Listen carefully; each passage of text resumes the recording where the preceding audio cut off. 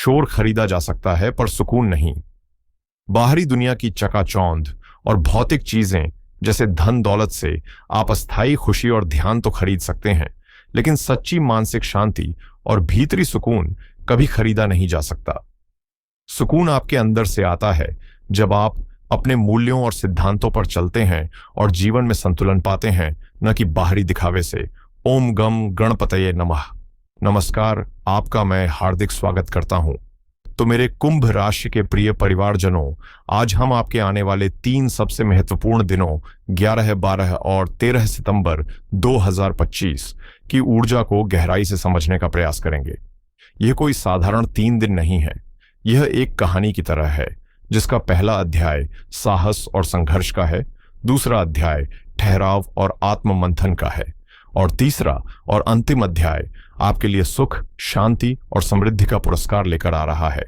तो चलिए अपने मन को एकाग्र करके इस अद्भुत ज्योतिषीय यात्रा की शुरुआत करते हैं और जानते हैं कि सितारे आपके लिए क्या संकेत दे रहे हैं।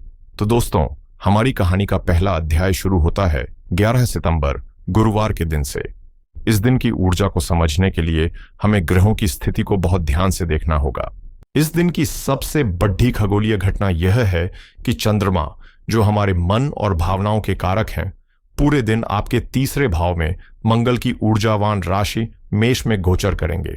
अब इसे टुकड़ों में समझते हैं। तीसरा भाव क्या है? यह आपका पराक्रम स्थान है।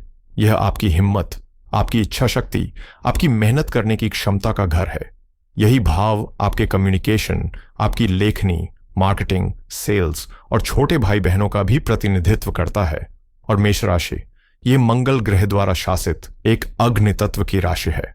इसमें गति है, ऊर्जा है, आक्रामकता है और किसी भी चीज की पहल करने का एक जबरदस्त जज्बा है। तो सोचिए, जब आपके मन का ग्रह चंद्रमा आपके पराक्रम और मेहनत के घर में अग्नि की राशि में बैठ जाएगा तो इसका परिणाम क्या होगा? इसका परिणाम होगा ऊर्जा का विस्फोट। इस दिन आप सुबह से ही एक बेचैनी, एक रेस्टलेस एनर्जी महसूस करेंगे। आपका मन करेगा कि आप बस उठें और अपने रुके हुए कामों को पूरा कर दें। आप बहुत ज्यादा बातूनी हो सकते हैं, अपने आइडियाज को लेकर बहुत पैशनेट हो सकते हैं, लेकिन यहाँ एक बड़ी चुनौती भी है। आपके लग्न यानी आपके पर्सनैलिटी के घर में राहु विराजमान है और सप्तम भाव में सूर्य बैठे हैं, जो आपके ईगो और आपके पार्टनर्स को दिखाते हैं। ये स्थिति एक विस्फोटक कॉम्बिनेशन बनाती है। तीसरे भाव का चंद्रमा आपको बोलने के लिए उकसाएगा और राहु सूर्य का प्रभाव आपके शब्दों में ईगो और भ्रम पैदा कर सकता है। आपको लग सकता है कि आप सही हैं, लेकिन सामने वाला आपकी बात को चैलेंज की तरह ले सकता है। इसलिए दिन का मूल मंत्र है ऊर्जा का सही इस्तेमाल, शब्दों का सही चुनाव। कार्य क्षेत्र के लिए यह एक बहुत ही एक्टिव और डिमांडिंग दिन रहेगा। मीटिंग्स, कॉल्स, ईमेल्स, प्रेजेंटेशंस, इन सब में आपका दिन कैसे निकल जाएगा आपको पता भी नहीं चलेगा। जो लोग सेल्स, मार्केटिंग, मीडिया, जर्नलिज्म या डिजिटल प्लेटफॉर्म पर काम करते हैं, उनके लिए यह दिन बहुत महत्वपूर्ण अवसर ला सकता है, लेकिन साथ ही चुनौतियां भी। आपको अपनी बात को साबित करने के लिए बहुत मेहनत करनी पड़ेगी। बॉस या सहकर्मियों के साथ किसी बात पर वैचारिक मतभेद होने की प्रबल संभावना है। सलाह यह है कि अपनी बात रखें, लेकिन विनम्रता के साथ। किसी भी बहस को व्यक्तिगत न बनने दें। आर्थिक मामलों में यह दिन मेहनत से धन का संकेत दे रहा है, यानी आपके द्वारा किए गए एफर्ट्स का पैसा आपको मिल सकता है। अगर आपका पैसा कहीं रुका हुआ है तो आज उसे मांगने के लिए, फॉलो अप करने के लिए दिन अच्छा है। लेकिन कोई भी नया और बढ़ा निवेश करने से बचें। मेष राशि का चंद्रमा आपको जल्दबाजी में निर्णय लेने के लिए प्रेरित करेगा और ऐसे निर्णय अक्सर गलत साबित होते हैं। ऑनलाइन लेन देन करते समय भी विशेष सावधानी बरतें। रिश्तों के लिए यह दिन थोड़ा नाजुक है। सप्तम भाव में बैठे सूर्य आपके जीवन साथी या बिजनेस पार्टनर के साथ ईगो क्लैश करा सकते हैं। आप अपनी बात पर अड्ढे रहेंगे और वो अपनी बात पर, और इस आग को हवा देगा आपका कम्युनिकेशन। एक छोटी सी गलत फहमी बड़ी लड़ाई का रूप ले सकती है। प्रयास करें कि आज किसी भी संवेदनशील मुद्दे पर बात न करें। अपने पार्टनर को समझने की कोशिश करें, न कि सिर्फ अपनी बात समझाने की। भाई बहनों के साथ आपके संबंध अच्छे रहेंगे और उनसे आपको पूरा सहयोग मिलने की संभावना है। स्वास्थ्य के दृष्टिकोण से सबसे ज्यादा ध्यान आपको अपने मानसिक स्वास्थ्य पर देना है। ओवर थिंकिंग और एंग्जाइटी आपको परेशान कर सकती है, क्योंकि तीसरा भाव गर्दन, कंधों और हाथों का भी होता है। इसलिए इन अंगों में दर्द या अकद्दन की समस्या हो सकती है। अपनी ऊर्जा को फिजिकल एक्टिविटी जैसे वॉकिंग या जिम में लगाएं, इससे मानसिक तनाव कम होगा। विद्यार्थियों के लिए ऊर्जा तो बहुत रहेगी, लेकिन उसे एक जगह केंद्रित करना यानी कंसंट्रेशन बनाना मुश्किल होगा। आपका मन 10 अलग अलग दिशाओं में भागेगा। हमारा सुझाव है कि आप मुश्किल विषयों को सुबह के समय पढ़ें और दिन में छोटे छोटे ब्रेक्स लेकर पढ़ाई करें। दोस्तों, इन चुनौतियों के बीच एक बहुत बड़ी राहत की बात भी है। इस दिन दोपहर 1:58 अपराह्न तक एक अत्यंत शुभ सर्वार्थ सिद्ध योग बना हुआ है।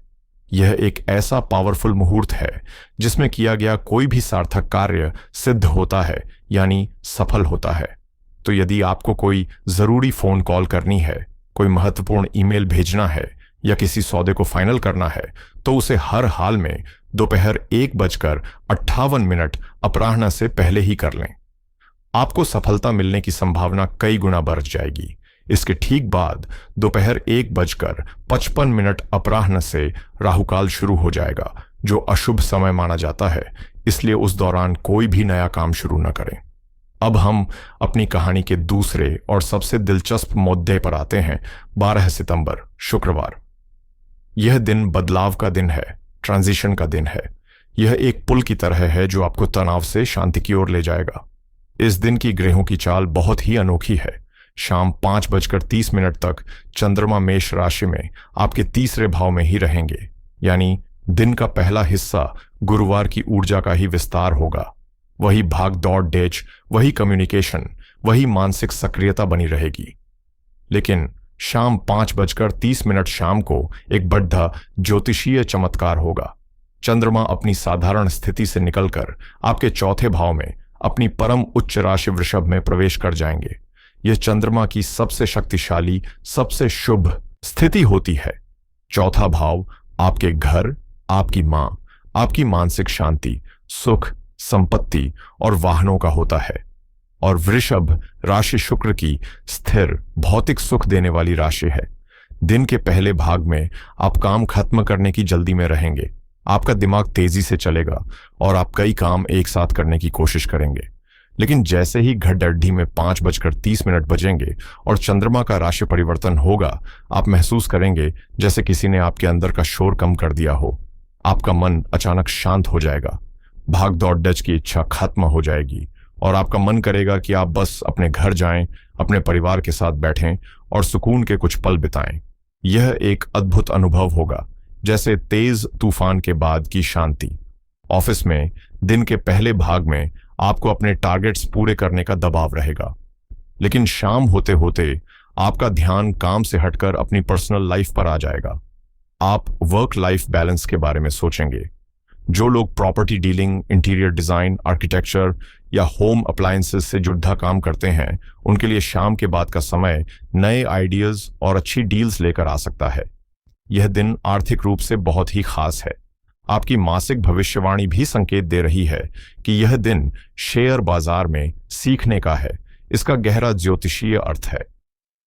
दिन के पहले भाग में जब चंद्रमा भरणी नक्षत्र में रहेंगे, तो आपको रिसर्च और एनालिसिस करने की ऊर्जा मिलेगी।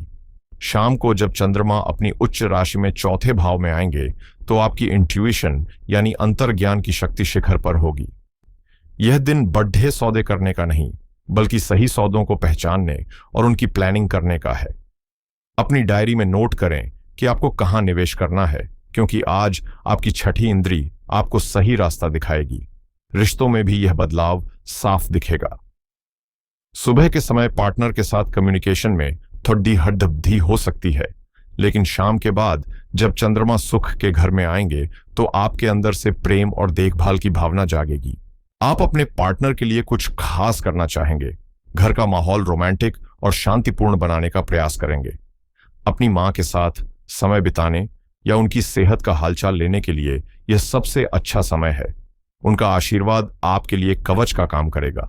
सेहत के लिए यह दिन एक वरदान की तरह है। पिछले 1.5 दिन से चल रहा मानसिक तनाव शाम के बाद पूरी तरह से खत्म हो जाएगा। आपको एक गहरी मानसिक शांति का अनुभव होगा जो आपके फिजिकल हेल्थ पर भी सकारात्मक प्रभाव डालेगा। रात को बहुत अच्छी और गहरी नींद आने के योग बन रहे हैं। विद्यार्थियों को भी इस बदलाव का लाभ उठाना चाहिए। दिन के पहले भाग में अपने मुश्किल असाइनमेंट्स खत्म कर लें। शाम के बाद घर के शांत और आरामदायक माहौल में बैठकर रिवीजन करें या कुछ रचनात्मक पढ़ें। आपको पढ़ा हुआ सब कुछ आसानी से याद होगा। दोस्तों, इस दिन एक जरूरी सावधानी भी है। कोई भी महत्वपूर्ण काम या आर्थिक निर्णय लेने से पहले राहु काल का समय जरूर देख लें, जो सुबह 10:51 से 12:23 तक रहेगा। इस अशुभ समय में किसी भी तरह की शुरुआत करने से बचना ही समझदारी है। और अब दोस्तों, हम अपनी 3 दिवसीय यात्रा के ग्रैंड फिनाले यानी अंतिम और सबसे शानदार दिन पर पहुंच चुके हैं। 13 सितंबर शनिवार। यह वो दिन है जिसका आप इंतजार कर रहे थे। यह पुरस्कार का दिन है। इस दिन की सबसे बड़ी शक्ति यह है कि चंद्रमा पूरे दिन और पूरी रात आपके चतुर्थ भाव यानी सुख स्थान में अपनी उच्च की राशि वृषभ में विराजमान रहेंगे। ज्योतिष में इससे ज्यादा शुभ स्थिति चंद्रमा की हो ही नहीं सकती। जब मन का स्वामी सुख के घर में अपनी सबसे शक्तिशाली अवस्था में हो तो व्यक्ति को मानसिक शांति और भौतिक सुखों की प्राप्ति अवश्य होती है। और सोने पर सुहागा यह है कि सुबह 10:11 सुबह के बाद चंद्रमा अपने सबसे प्रिय नक्षत्र रोहिणी में प्रवेश कर जाएंगे। रोहिणी नक्षत्र का स्वामी भी स्वयं चंद्रमा ही है। यह नक्षत्र सृजन, विकास, सुंदरता और समृद्धि का प्रतीक है।